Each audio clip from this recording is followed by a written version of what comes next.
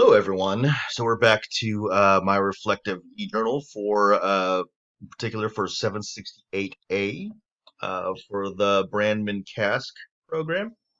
So today we're going to talk a little bit about um, modeling ethics, modeling equity and integrity, and how I use evidence or how we use evidence at our school to back up our decision making, and how do I use reflective practice. And I know, I guess, there's like a general how I normally do things, and then there's also a how things are currently being done, which is kind of out of alignment, and part of that has to do with this current crisis, the pandemic, and things are really difficult to run without being in person with our staff, like without being in close proximity, in a physical sense. It's a little bit more difficult to do everything through emails and through Zoom calls that are very, you know, can't have one-off side conversations in the middle of something and whatnot. Everything needs to be planned. Everything needs to be uh, set up in advance for me to have just a short little conversation. And the advantage of having those small hallway conversations are gone now. So with that said, I guess to address how our school makes decisions using relevant evidence and available research. Well, here's the deal. Our small school, okay, which has less than 250 students, and that ranges from grades 6 to 12. It has grown over the past 25 years or so when it was first started. And the original graduating class had 6 seniors, right? So it's grown quite a bit over the past 25 years or so, and it was very organic the way that it grew. It wasn't like a lot of organizations I know where certain board members say we need to grow, grow, grow, and the way that we grow things is through numbers and our ability or capacity for more students. It wasn't about that kind of growth. It grew in a very organic sense, and it really uh,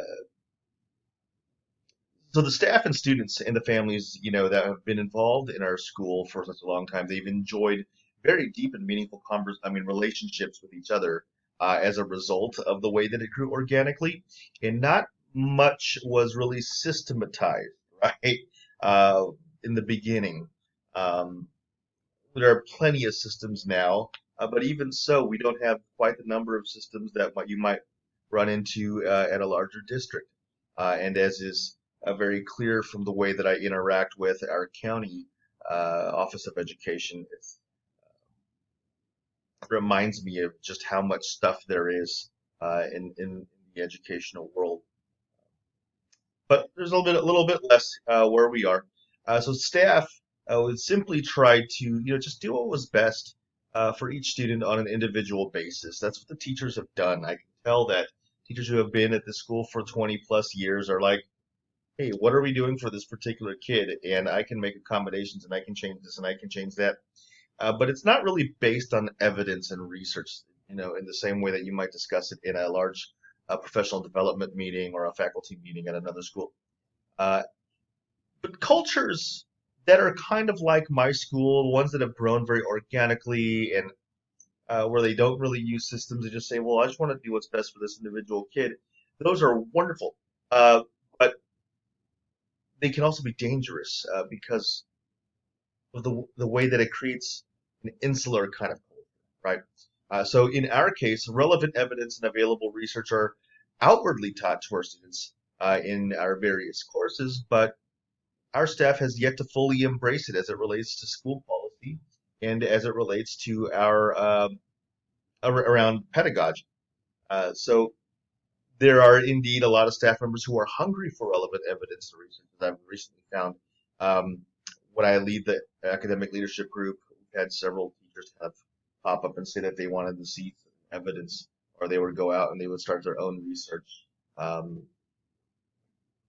but I get the feeling that not a lot of our teachers know where to get it, or how to ensure that the evidence they got is the right stuff. And a lot of teachers were finding research online and finding links to a particular author or a researcher, and then pulling something out and saying this researcher says this, but I don't know if they really know how to find what is best, uh, right? And so those are things that we need to work on. And again, as we were maybe getting into that territory of like talking about research and how do we use that stuff, everything kind of got blown up by the pandemic. And I'm not trying to use the pandemic for the excuse for everything, but the pandemic kind of like just blew up a whole lot of plans. And there's no way for me to explain.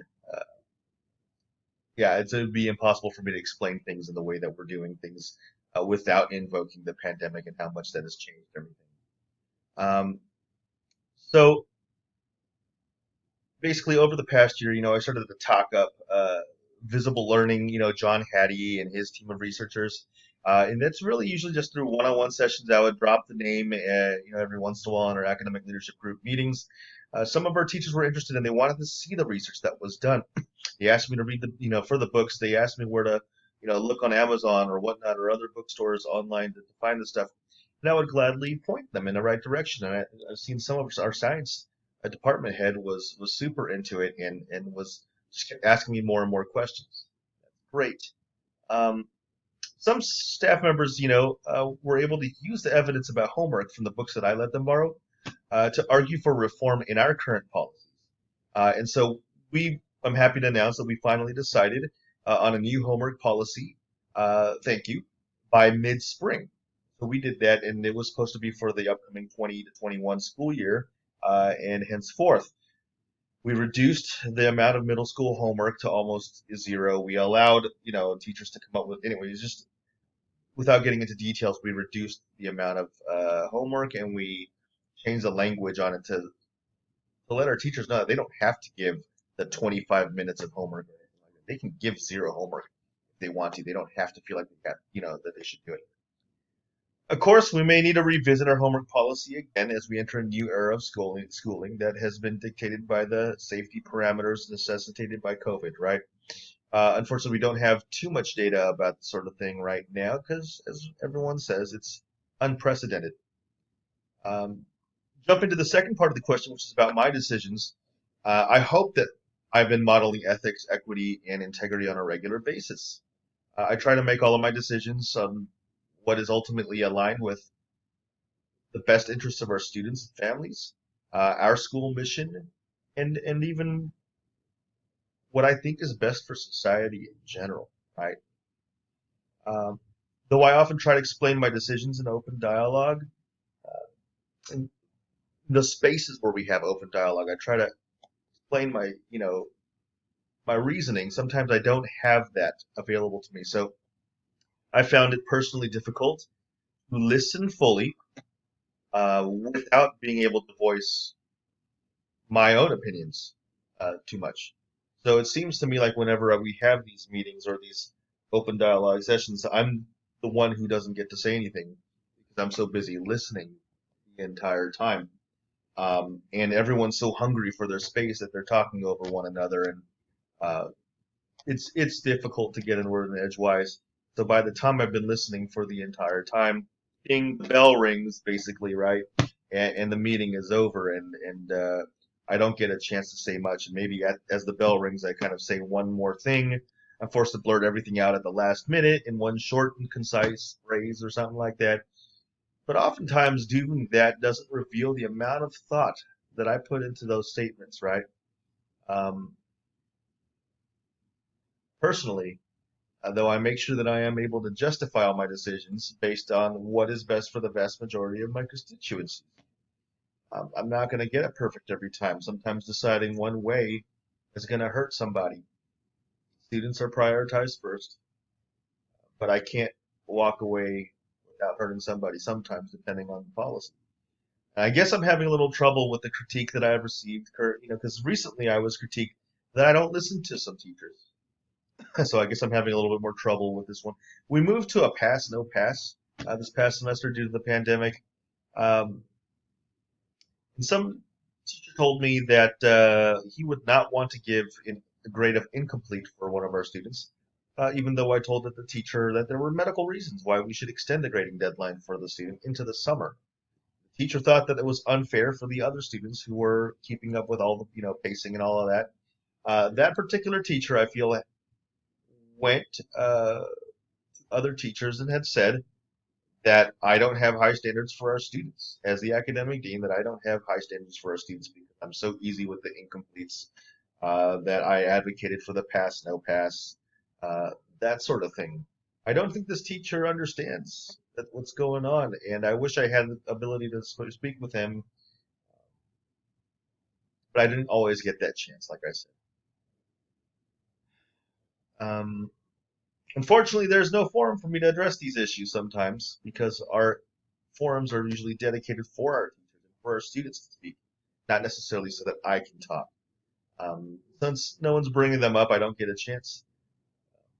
In the end, I just accept that there will be haters whenever I try to do the right thing for students, especially when I'm working from within an outmoded system and teachers that don't have all the information. I just wish that, and it's not just for me, and there's a part of me that's annoyed at the fact that someone would think that I have less than honorable intentions regarding my decisions.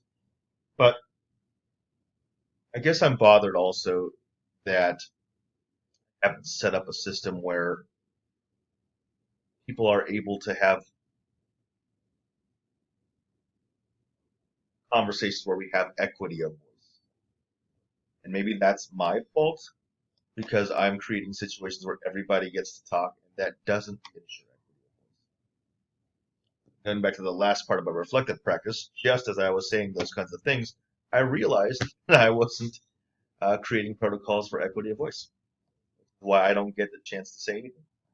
Thank you, reflective practice. So, anyways, um, but how else do I use reflective practice? But the question for me is, how do I not use reflective practice, right? Um, there's so many decisions that I have to make on a daily basis. How can I possibly do my job without knowing full well what direction my compass is pointing in? I don't know how I would possibly make all those decisions unless I had a firm understanding of what's right and what's wrong, right? So I'm forced into this reflection every time that I face adversity or some challenge about something that I'm doing. Some teacher saying that I'm doing the wrong thing, or a parent that says that I haven't thought about something, or I'm not keeping their kid in consideration. Um, it forces me. I have to stop it, I think. Even if I was getting defensive, I'd stop and go, geez, I don't know. I guess those kinds of challenges that happen on a regular basis, I think they would force anyone into a reflective practice. But I guess I don't want to sound too naive about that. But I can't imagine not being reflective when I run up against a challenge, because at the very least you have to problem solve. You have to get around it. You can't just ignore it and like it's going away. You have to contemplate, see where the other person's coming from. That's the only way to move towards a solution. And I don't understand how anyone could do that without being reflective. Maybe I need to be more reflective of that. Maybe that's just a surface level of reflection. Anyways, it's like the way that I'm questioning myself, probably reflective in itself. Um, I wish I had my own system for reflection right now. I just feel like right now, with this pandemic and the way things have been moving, our inability to have real meetings and to have face-to-face dialogue has kind of created this natural system of reflection. Because certainly I'm encountering a lot of challenges at the moment, and that is forcing me into a heck of a lot of reflection. So that's all. Thank you.